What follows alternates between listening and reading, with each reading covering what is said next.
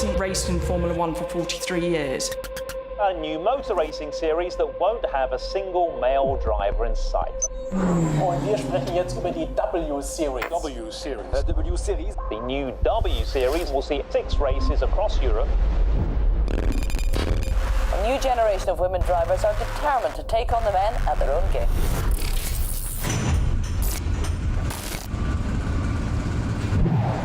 It's time for women's motorsport.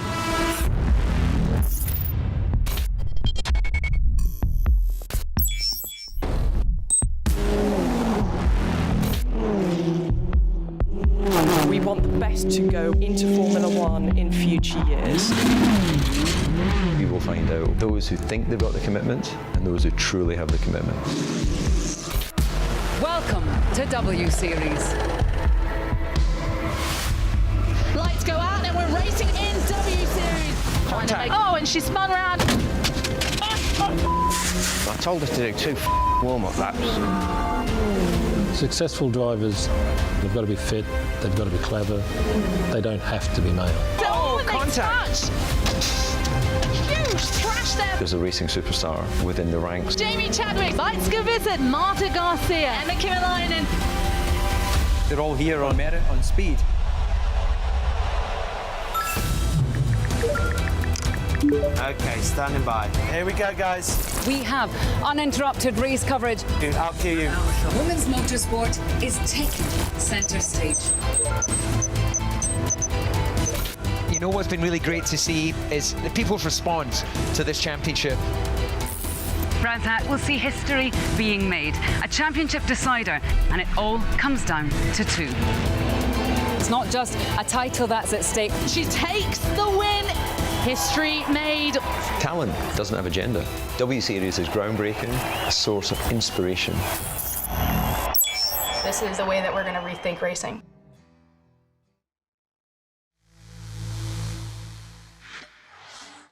Welcome back to SIGA's Female Leadership in Sport Web Summit for mentors and mentees. Just to mark your card, tomorrow, day 3, we've got a leadership behind closed doors webinar for you in order to connect and network. More details are via the app and on our website as well. Do get involved, have some fun with us. Send me a photograph of where you are watching from in the world. I'd love to hear from you and see a visual photo as well of your home office, and any pets and children do win extra bonus points. And in addition to that, let's try and build a global picture. So we'll count up the number of countries from where you're watching from and hopefully release that at the end of the conference. Over 1,000 of you have already joined, so we should have representation from at least 40, if not 50 plus countries. I've already seen England and America naturally, but also China, Australia, New Zealand, and a fair few in the Middle East and North Africa as well, Turkey, the UAE, and 1 viewer from Syria as well, which is great to see. So we've got a global audience here at Sport Integrity Global Alliance. Tell us where you're from. Post your name, a photo, and a country flag as well. And use SIGA Women as the hashtag too. And I would like you to tell me who is a role model or mentor within the industry, and we'll be able to give that a shout out and amplify that via our platforms too. Let's move on now to webinar 7 though. This is a big one and one of our flagship panels across this particular conference. It's called How Has Women's Sport Been Hit by COVID? Has it been impacted harder than men's sport? It's a very intriguing question. And your panel consists of the following. We've got Laura Georges, the General Secretary of the French Football Federation, Alexandra Gomez-Brunewood, the Senior Legal Counsel member at FIFPro. Kelly Hine is with us. She's the Chief Sales Officer at the LPGA. And Catherine Bonmuir is part of this panel as well, the CEO at the W Series. And your moderator is a great friend of ours here at SIGA. He's the president of Kozner Media. It is a very good afternoon to John Kozner. Hey, thank you, Ben. Welcome, everybody. As Ben said, I'm John Kozner. I'm a veteran of digital sports media. Most recently, I headed up digital media at ESPN. Now I'm an advisor and an investor to sports tech startups. And as Ben mentioned, we have an exciting panel. Has women's sports been hit harder by COVID-19? You've heard the introductions. So we're going to get started with some opening comments from our panelists. And we're going to start with Catherine. You just saw that terrific video about the W Series. So Catherine? Perhaps I'll just give a little bit more colour as to what W Series is, because probably many of you on this call won't know. So we were set up in 2019, as you saw from the VT, and for the sole purpose of redressing the gender imbalance in motorsport. That motorsport has historically been a predominantly male sport. It's been 45 years now since a woman has raced in Formula One, and we're supposed to be a sport where men and women can race against each other equally. So we believe that there was something that was really wrong. So when you're going around setting up a sport, how do you do it? And we believe that there were two parts of our DNA that we would never want to demur from. One, we pay all the expenses of our drivers. Motorsport is an incredibly expensive sport. And what we didn't want to do is not have the drivers in our series because they couldn't afford to be so. So we pay all the expenses and all the cars are the same. And that means that we believe that the fastest drivers win. In our first 6 races, we had 5 different winners, but they're winning because they're fast. They're not winning because they have better mechanics and engineers around them. We had a fantastic first season. We were seen in 310 million households around the world. In the UK, for example, we were the second most watched motorsport in the UK, and that was, and that was our first year. And we were also the second most watched female sport in the UK after soccer, and that was because we got a terrestrial TV deal. So we come out in our first year, it was all fantastic. It was much better than any of us thought, and then COVID hit. And it was, to begin with, and I'm sure it was the same for many people. I mean, it was, disastrous. I mean, I didn't have any idea as to whether we were going to survive it. We had no sense about how we were going to get through it in the first few days, but fortunately I'm surrounded by this astonishing team.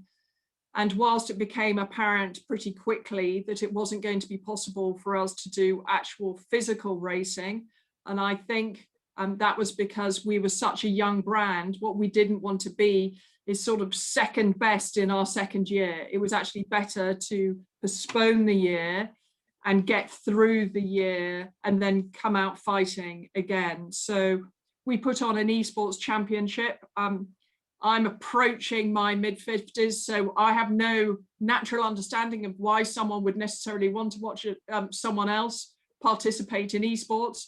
But we had over 10 million viewers, and that completely blew me away. So that was pretty extraordinary.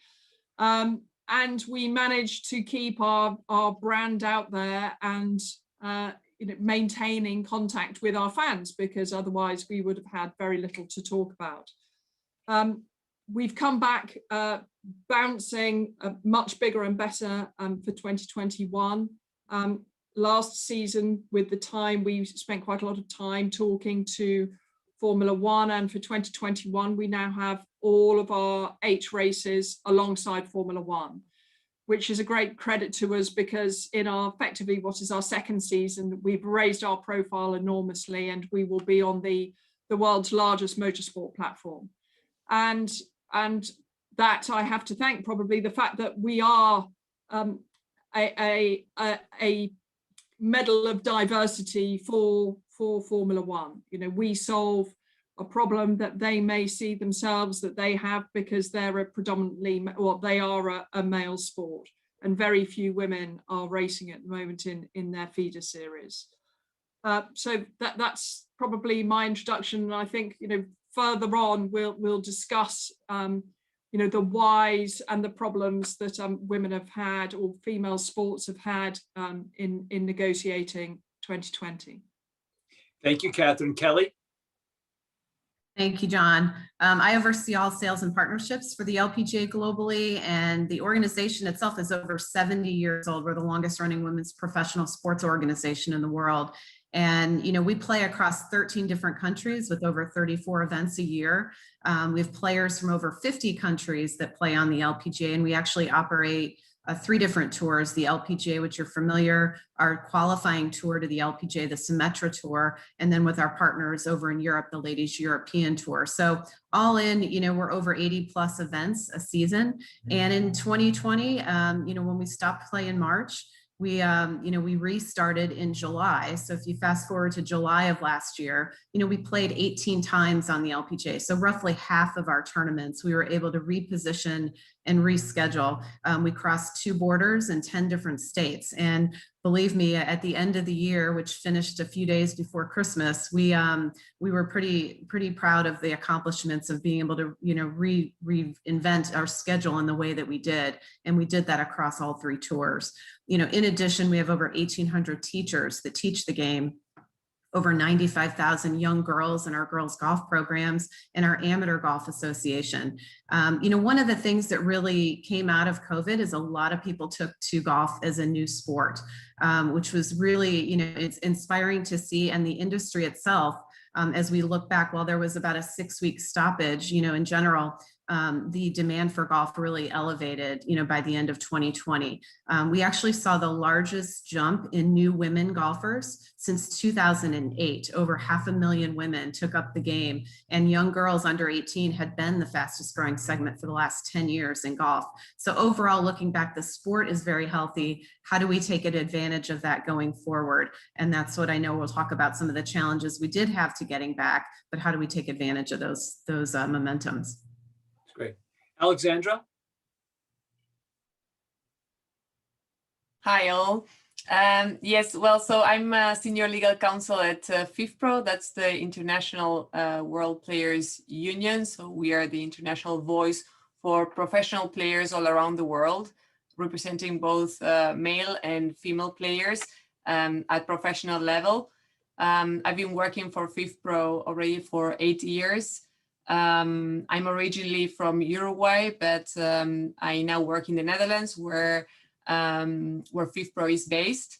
And this year has, of course, been extremely challenging with a lot of work, or this past year, because clearly the situation of the professional players was very complicated, both for male and female, I have to say. But of course, female players already had a more vulnerable situation and context, and therefore they were really severely affected by COVID-19. So afterwards I will give you a little bit more data, since we have run a survey on the effects of COVID-19 in women football.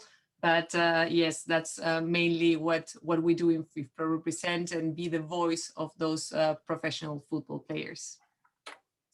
And we have a football player herself, Laura. You want to introduce yourself? Yes, so I'm an ex-football player from Paris Saint-Germain, Olympique Lyonnais, and Bayern Munich. And today I have the privilege to be the General Secretary of the Federation, but more not looking at the strategic and economic part, but more as a spoken person for my federation and in charge of the development and of the women referee in France. And it would be interesting to give you the view of a federation who is depending on the government decisions, and also have to communicate with the clubs to let them understand the difference that the males are still playing, or why women are still on the side. So it would be interesting and challenging to talk about this situation. That's great. Great to see you, all of you guys. Off the start, I do want to mention my former ESPN colleague, Carol Stiff, who for me has been a go-to expert on women's sports, sent me some notes about what's gone on with women's sports in the US, in addition to what Kelly talked about. Despite COVID, the WNBA here in the US had a very successful 2020 season. They had a record amount of games on ESPN and ABC. They played a successful tournament in the bubble in Bradenton, Florida. The National Women's Soccer League startup here in the US had good ratings on CBS and got a lot of attention. And there's a startup called Athletes Unlimited, which did a softball tournament in August in Chicago that was on ESPN and is now in the midst of a women's volleyball tournament in Texas, which has also been well received. So I guess a question for you guys getting started is this an indication that the tide is turning? Is it unique to things that have happened in the US, versus Europe? And Kelly, I would start with you. Sure. As you said, there was a lot of engagement around women's sports, and I think sports in general. When sports stopped, that was obviously a huge wake-up call to everybody. And I think when we started coming back online, we saw the same. We were up 35% on television, which was, we'd been in double digits before, but never that high in the last 5 years. So I think the engagement went up. And what we saw is people were playing a lot of sports together outside because that environment was conducive. And then again, it translated to the viewership, it translated to the engagement on all the platforms. So I do think part of the participation aspects have contributed to some of the interest. And to be honest, women's sports is a family-friendly activity to watch on television. So I think too, when people were really kind of refocusing on spending all that time together with their family, they were looking for outlets to do that, and sports, and women's sports in particular, provided an avenue to do that. Catherine, do you think it's different in Europe than in the US in terms of just the impact in COVID and the fact that we had these kind of successful audience development with women's sports in the US? Yes, I do. I think anecdotally, and Alexandra may be able to correct me on this, but men's sports certainly had a much greater advantage over women's sports. I mean, basically in football and cricket and the wealthier sports, men could afford, the men's games could afford to be behind closed doors because there were very lucrative TV deals that women's sport has just never had to date in Europe. And those costs can of course offset those incredible costs of being in a secure biosphere. And the women's sport just doesn't have enough income coming into it to be able to do that. So I cannot think of one example of a sport of where the women's side of a game wasn't badly affected. Alexandra, you mentioned the effects of COVID-19, some research and data you have. So please share more of that with us. Yes, sure. Yeah, so in general terms, of course, as I was saying, women's football was severely affected mainly because it was not a priority. So when clubs had a female branch and a male branch, they would first allocate funds on the male branch because that was the branch that would provide them also more income. And this was, of course, really problematic because the women tournaments were the last ones to resume, and some have not yet resumed. Actually, it was only last week that we were in negotiations also with the Greek government to convince them, let's say, to allow the first division of women football to play again when the first division of male football never stopped playing. And the second division of women football already was allowed to play again. So this was a big problem. There were countries where women football tournament did not even start last year because of this. So of course, this hurt a lot. So I was talking about this survey that we conducted on the effects of COVID in women football. And we received answers of 62 of our members around the world. Our members are these player unions or associations, player associations around the world. And 57% of them, so almost half, told us that the women players received wages cuts or even a full suspension of their wages. And this is something that it did happen in male football as well. But what is the problem? The problem is that according to another survey that we did before, the average income of a women player in football, a professional women player, is $600 per month. So if you earn $600 and you're only getting $300 because you have a 50% cut, you're in a very, very difficult situation. Even we had another survey on the income of the players that went to the World Cup in France in 2020, Covid-19. So we're talking about the really, really elite players that reached that level. And the average income for those players was 4,500 euros per month. So imagine how much this can impact women players. Also, it was quite striking that more than 80% of these players did not receive any mental health support during the whole period, knowing how stressful this could be. 69% of these unions answered that the players did not have a good communication with the clubs or the federation. So they did not know when the tournaments would return. They did not get any information at all, whereas in many cases the male players were receiving information and they were asked to come to meetings in order to negotiate terms.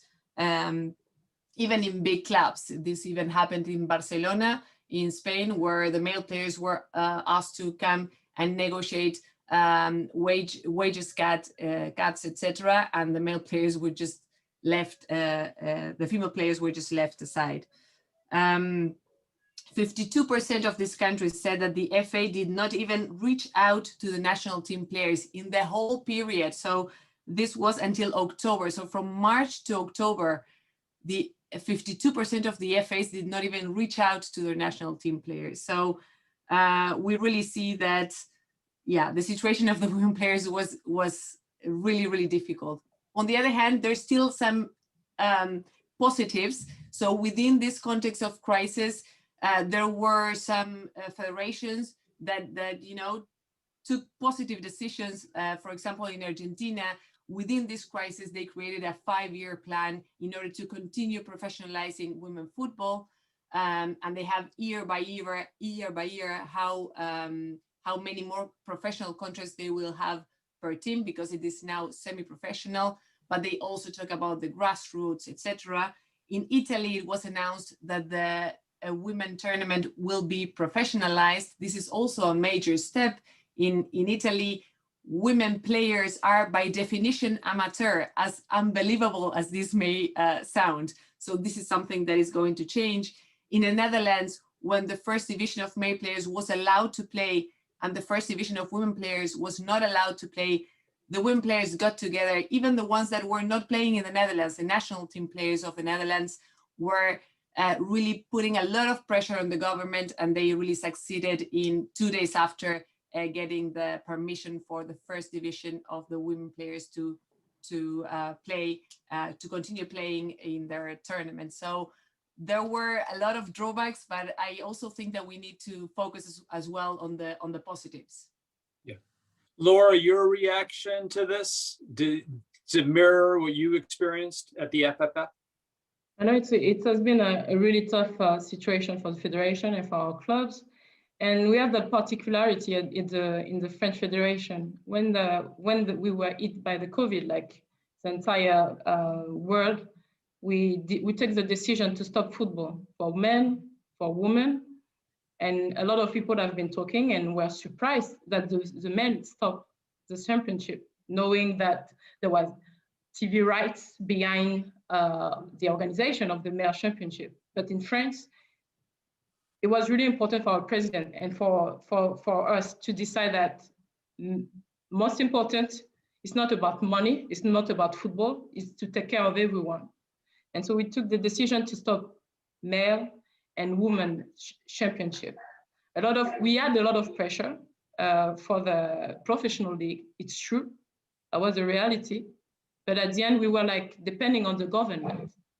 And so being on the other side as a player, of course, I will say, oh, we need to play. We need to play. We want to play. The other teams are playing. In Germany, they were still playing. The women's team in Germany were playing because they were supported by the professional males league. But in France, male and female championship were stopped. That was the decision of our federation. And we knew our clubs were struggling. We knew it was really complicated. So we allocated 6 million euros for our professional league, the Division 1 league. And we allocated another amount for the Division 2 league. Of course, we can discuss about the amount of the Division 2 leagues, but for us, it was really important to support the leagues in this moment And just talking about the amateurism football, we also ask the professional team to support the amateurism league. It was really important to say, okay, for the moment, who has the money? For the federation, we have money thanks to the fact that we used to have money from the ticketing of the national team, but we also asked the professional league to support the amateurism football. That was really important to have everyone supporting each other.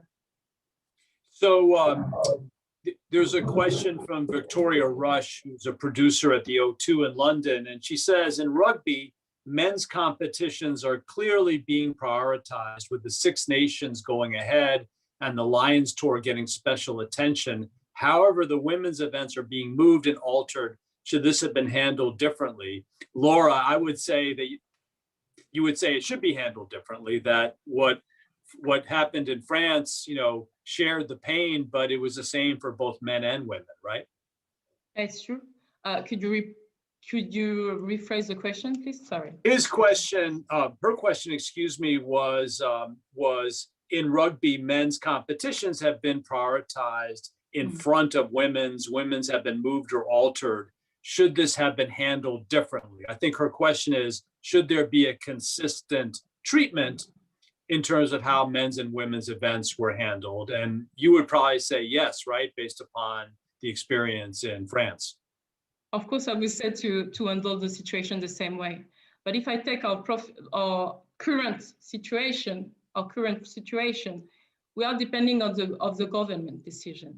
And for the moment, our government is telling us, for the moment, only the pro teams are playing. So who are the pro teams in France? The League One and the Division 1 Arkema Women Feminine team, the championship. So today we are struggling to have our Division 2 coming back on the stage. And the government is saying, but is your Division 2 has contracts? Do you players have contracts? And when we look at the players in the Division 2, we have semi-pro players and we have players who are not pros. So today it was really hard to convince the government to give the opportunity to our Division 2 to play, whereas the male Division 2, League 2 is playing. But we were able to manage since we have young national team players in the Division 2, and some of them have contracts. But it was like a lot of discussion with the government. So we were able to bring back the Division 2 women's team to play. But 1 week ago, the government said, no, it's too risky, because now we are dealing with the COVID in some regions with like hitting really hard the population, and in other parts, it's easy. So at the end, we had to cancel even the Division 2 competition. So it's complicated. Yeah. I don't know how it's managed in the other country, in Australia. So Kelly, going back to you, what changes the LPGA make during COVID that you think are going to stay as part of your sort of steady state going forward? I mean, certainly we're living in a world today of testing protocols. So I think that is going to continue. Everybody would love to know when that will get back to normal, and you don't need that. And that's obviously a huge expense. So, getting back to play in July, it was all about putting that testing protocol standard around. So those will remain. I think we've gotten some phenomenal partners to help us do that. And that's been critical to the success of being safe. We've had over 10,000 tests with very few positive cases. And I think from a traveling organization going to all the countries, we've been able to do that safely. So I think, that's certainly one thing. We still have border crossing issues that we work with our local countries that we play in, as well as states. So I think just working closely in those relationships, I think will remain with all the local governments and being able to do that effectively and safely. So I think it's just assessing as we go. the protocols. I do think that, the approach that we've had with partners has been consistent, kind of going into COVID, and coming out, they've only strengthened. So I think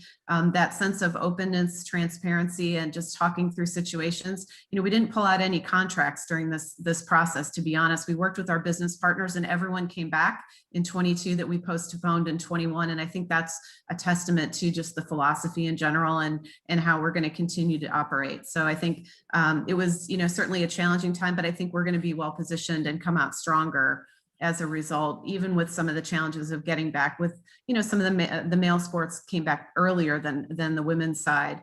But we also did work with them and learn from that. So in one case, it was good to have those learnings to come back and be able to do so effectively. Catherine, changes the W Series has made during COVID that you think are now going to be part of your regular process? I think we're just having to deal with very defined bubbles for an unknown part of the season. So we're just on a per race basis, we are dealing with a whole variety of scenarios. So we think we're going to have very closed races to the media and to guests for our first 2 races, and then by mid-July we have our British race, and we assume that all adults in the UK will be vaccinated by that stage. So, hopefully we're going to have a really great, huge party, frankly. I think Silverstone is expecting, probably the same amount that they normally get, which is in excess of 250,000 people through that weekend. So I think it will be great. I mean, I think it's quite interesting to put some contextualization into this discussion. It's well documented that women have taken on more unpaid and domestic work during this pandemic, and they've lost a lot more money than men have. The gender gap has widened, this last year in many industries, and I think it's wrong to suggest that women's sport is uniquely affected in this way. I think it's part of a much bigger issue. That institutions like the World Economic Forum and also the UN have warned that COVID could set back the economic progress of women over 50 years. Now, I'm not saying that's going to happen in sport, but I do think that we do have to recognize that we are behind men's sport, and we've just got to increase our efforts massively going forward, so that we don't lose all those gains that we've made in the last decade. And everyone, I'm sure, will agree as to how on earth do we do that. We've got to have equal male and female representation on the national governing boards and in the series and in the leagues. We've got to have representation, equal representation on websites, and in all of social media. We need lots and lots of female role models. I mean, boy, do we need lots more Megan Rapinoe's and in this world, I think, is to really push the cause of female sports. And also we've got to try and bash the heads of our global broadcasters to make sure that they broadcast so much more women's sport, because we've demonstrated at W Series is that if you can get it on terrestrial TV, people actually do come and watch your sport, especially if it is, entertaining, exciting, and it's just, great sport. And I think the last point I would like to make is the massive point about the difference of money, of sponsorship money going into women's and men's sport. I mean, there's an oft quoted sponsorship number in it, and I know it's in 2013, so it's a long time ago now, but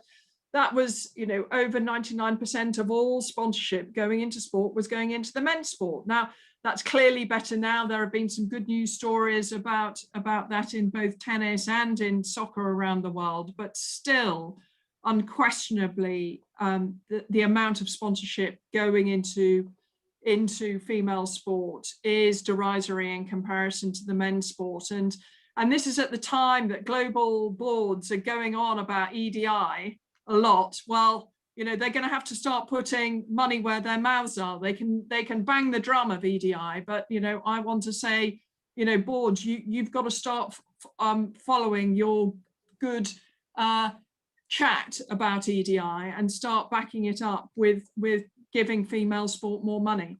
Right, I've had my rant now. Shall I stop? EDI is?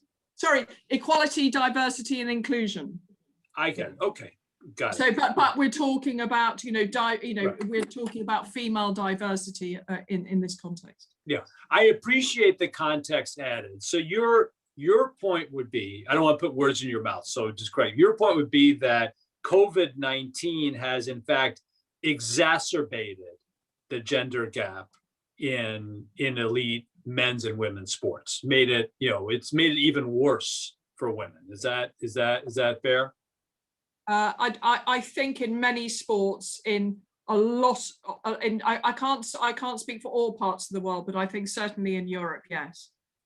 Alexandra, you concur with that? COVID-19 has exacerbated gender gap for these sports. Definitely, and I mean there are still things that we can do in order to stop this and to still get better. And the good news is that COVID-19 hit when women football was at least already going up, especially after the massive success of the World Cup in France 2019. But still, of course, there needs to be immediate action and concrete action. And there were some things done which are welcome and which were right, for example, from FIFA allocating specific funds for women football. But it's always the same problem. Did that money effectively get to women football to start with? And we do know that in not every country it did reach women football, and it was $500,000 per member association only for women football. And in some countries that is not a lot of money, but in other countries that may mean that you can pay all the salaries of all the women players that there are for many months. So it is important, but it needs a lot of control. It needs more player participation. We need to rebuild the industry. Sometimes we talk about women football and it's like the little sister of male football. No, it doesn't need to be the little sister of male football. We need to have something better, actually. We have experienced so many flaws in male football. There are so many things that do not work how they should work, even if it's sold as a beautiful product where everything is marvelous. The truth is that half of the players get their salaries late. Half of the players, in which other industry, half of the employees get paid late. And I'm not talking about late 5 days. I'm talking about late 3 months or 6 months. So, and also having half of the players, I'm talking about male players, earning around $1,000 a month. So that beautiful picture that is sometimes painted to the public on how amazing male football is, and so women football has to go that way, definitely not. Let's try to rebuild something better, since that model is really not working actually that well. So what are, Catherine talked about equal representation, raising sponsorship dollars. If there were a couple of things that you could get rolling now that would improve it for women, for female football players, what would those be? Yeah, exactly. So I share the words of Catherine, and I also think that it's about, a little bit to be blunt, to stop the talking and start acting. So if we have a governing body, if we have FIFA saying, we care about women football, we have in our statutes that we do not allow any discrimination, no gender discrimination. And we're talking about a non-for-profit organization. FIFA is non-for-profit. So how can it be justified that the conditions for the tournaments, international tournaments organized by FIFA are different, and when I say different, are worse for women than for men? How can that be justified, that they can go with less professionals to a World Cup that would allow them to perform better. And if you perform better, you will probably get also more sponsors and you will get more fans and everything rolls up. How can this still be justified? And of course, conditions have been improved. It used to be a complete nightmare. Now it's better, but how come it's not just equal? We're talking for a non-for-profit organization, which is extremely wealthy. If there was no money, then we would have maybe a different discussion. But we're talking about an organization that says that they want equality, that they do not discriminate, and the same at a confederation level. And the same at a federation level when there are specific grants sent for women football and they are not being used for women football. There are programs, the forward programs, in which money can be requested to FIFA in order to use for the development of women football. Well, federations do not even request it. So, you know, we need to think about this and start really acting, like stop talking, you know? Yeah. Laura, you know, same questions to you. COVID exacerbating existing problems, and there are a couple of things that you could do immediately to address that. What would they be? Yeah, the first thing is like to have a better communication. It's true because, you know, when you don't have the right communication or not enough, so a lot of messages are used and people don't really understand. And since we have clubs under stress, it's not helping the situation. So having a better communication will help, of course, our women's team, and it's true. But you know, when you have the media talking about usually the male competition, the Division 1, League 1 competition, it's a lot of talking around the male. So the attention is true, and even in sports, attention is on male. So it's our responsibility also to federation to better communicate. But what the COVID has shown us is that our Division 2, for example, is lacking, need more structure. And it's true, it's one of our priorities now, not now, but for the next program, because we are currently in the elective campaign, but to make sure that the Division 2 get also a better structure for the clubs.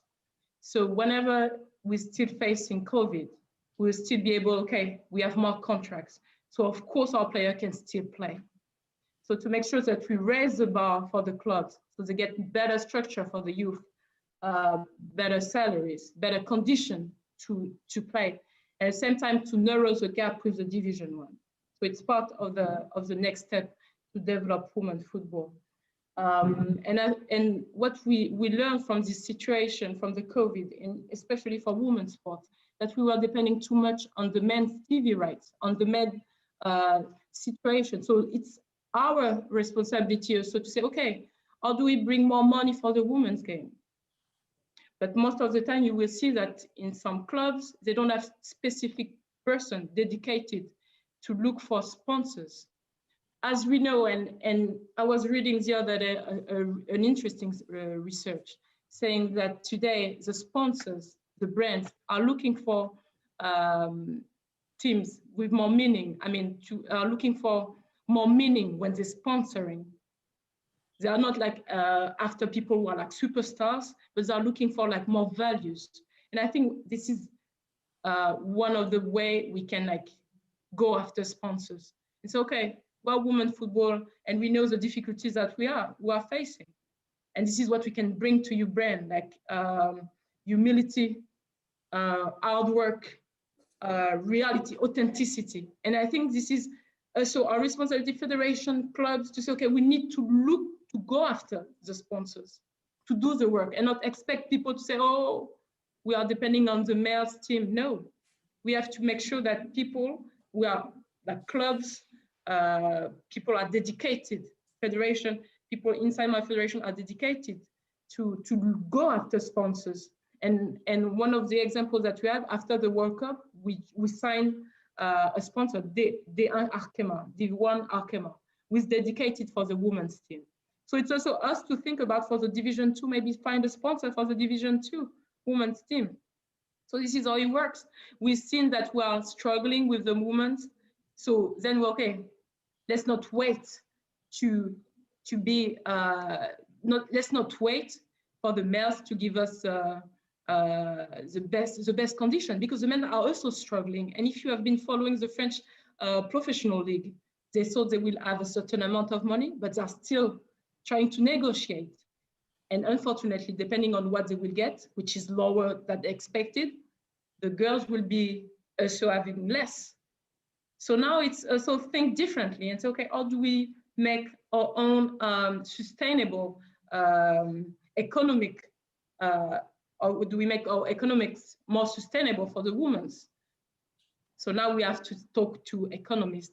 And it's interesting to see you talk, Alexandra. You are really passionate, and but it's not that easy.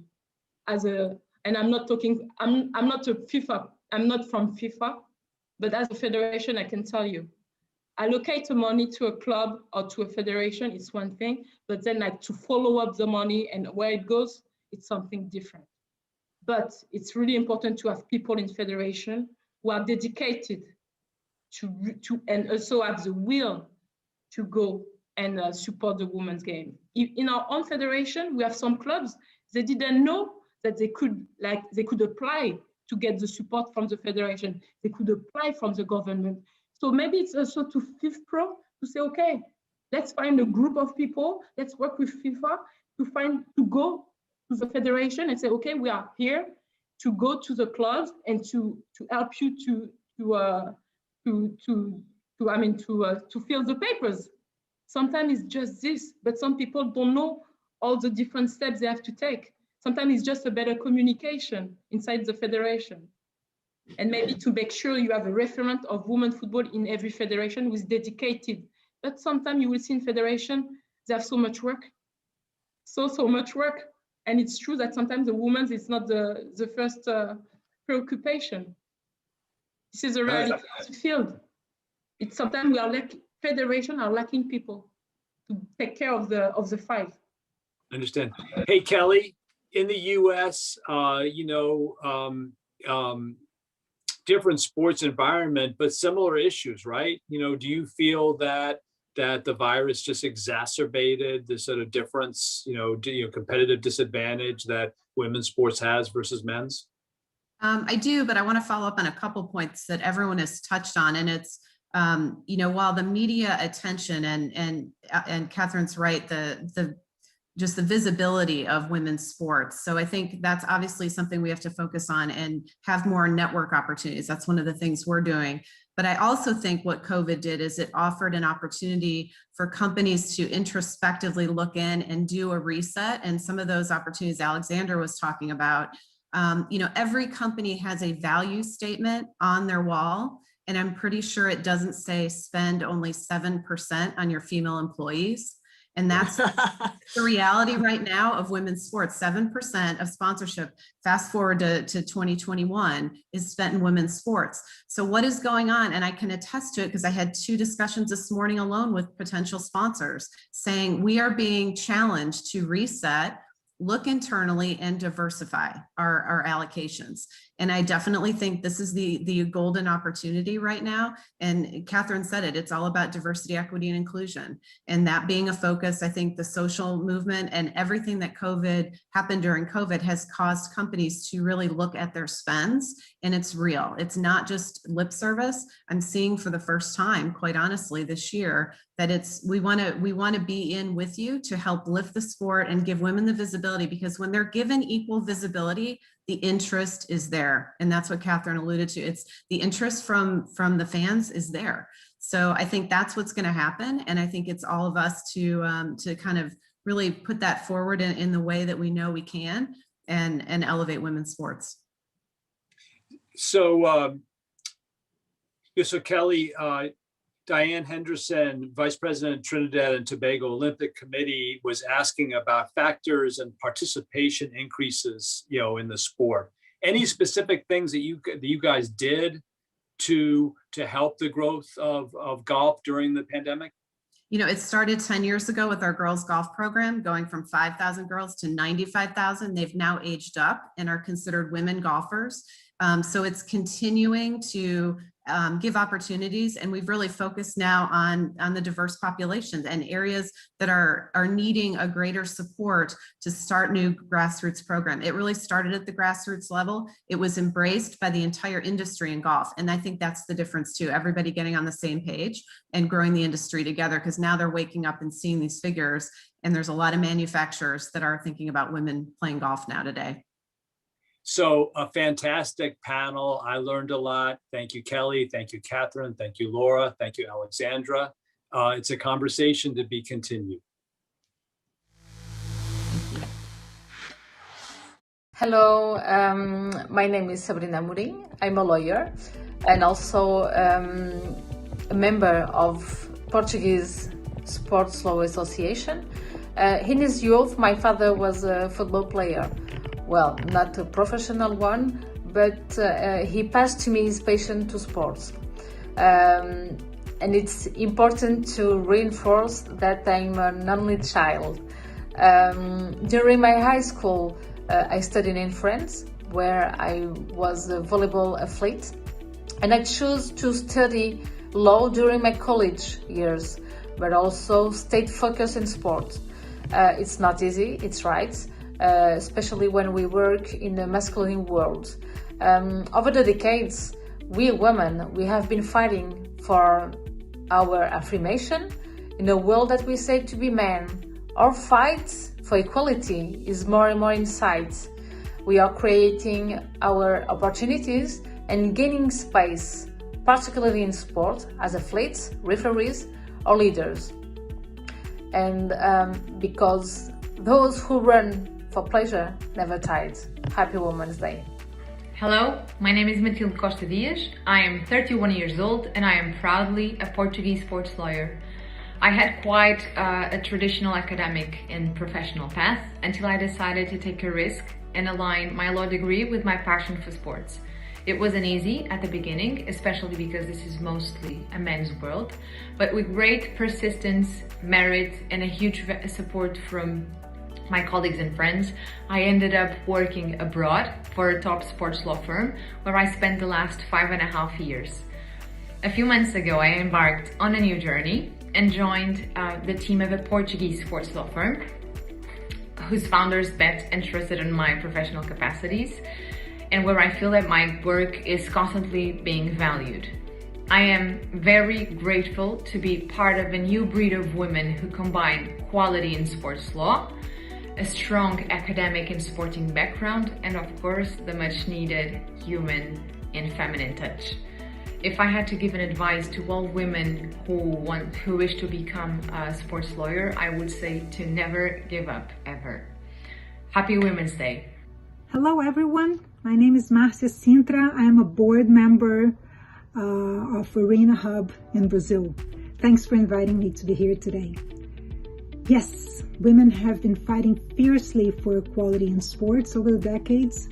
We all know that coverage of women's sports is not yet the same as men's, that women are usually paid differently from men, especially when it comes to prizes.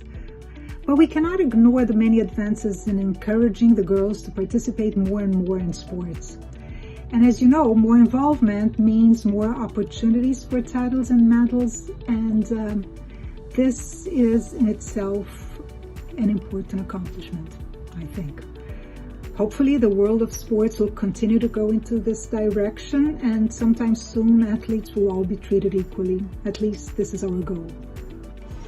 Hi, my name is Laura Sinativli. I'm a dietitian and a career student at the Pan-African University Life and Health Sciences Institute, and I'm a mentee on the SIGA Women Global Mentorship Program with a wonderful mentor. So I say welcome to the SIGA Web Summit on Female Mentorship in Sports, and as we say in Ghana, Akwaba and Wezo.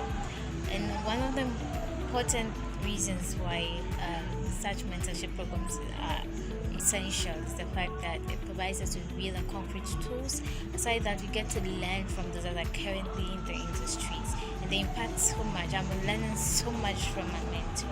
It's been an amazing journey so far. So once again, it's one of the reasons why it is really essential. We should have more and more of such mentorship programs being rolled out across the world. So once again, I say welcome to the SIGA Web Summit. Hello everyone, my name is Onika Mambeu. I am a Zimbabwean and I am a master's student studying sports management and policy development at the Pan-African University of Science and of Life and Earth Sciences in Nigeria. I am a mentee on the SIGA Women Global Mentorship Program, and my mentor is Ms. Nomsa Mahlangu from South Africa. What sports organizations should do to empower girls in sports is to give an opportunity to lead, give them an opportunity to be in the structures, have faith and trust in them so that they can take up the positions that are there in sports, and not to sideline them and to leave the positions for just the males. So I feel they should be motivated to take up the roles, they should be educated, and they should also be given the chance to lead.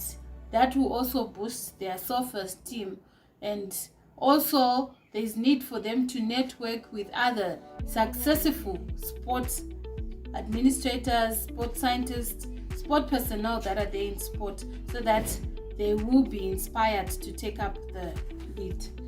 The SIGA mentoring program, it's a platform that is very important for women or young women in sports, because it helps them to network with people from all over the world. You see, for instance, now in this pandemic, people can actually network with people that are all over the world, getting to learn about the different trends that are happening, getting to learn about different opportunities that are there. And you find that it is not just a platform for people to learn, but when you network, when opportunities arise, you'll be able to know about them, and also you'll be able to make use of the connections that you have made through the program to link up with the right people at the right time. It also helps in identifying the current trends that are happening, so that people are well informed on what is happening globally. Hi, I'm Marissa Schlenker, Program Manager from Eunice Sports Hub. I'm a mentee with the SIGA Women Global Mentorship Program. I'm privileged to have been matched with Catherine Ordway from Australia, who's agreed to support me in my leadership and career journey. This mentorship program is so fundamental because it creates the platform and the space for women leaders who are at different points in their lives to connect, exchange, reflect, and grow together. Not only do we get to connect with our mentors, but we have the chance to exchange and share with our fellow mentees. We know mentoring programs can have the conditions and factors to be designed to lead to success, but we also know that it's very much about the individuals and what they put into it. I'm committed to this program because I'm committed to goal number 5 in ensuring that all girls and women have greater opportunity to and access in sport. Thank you for this.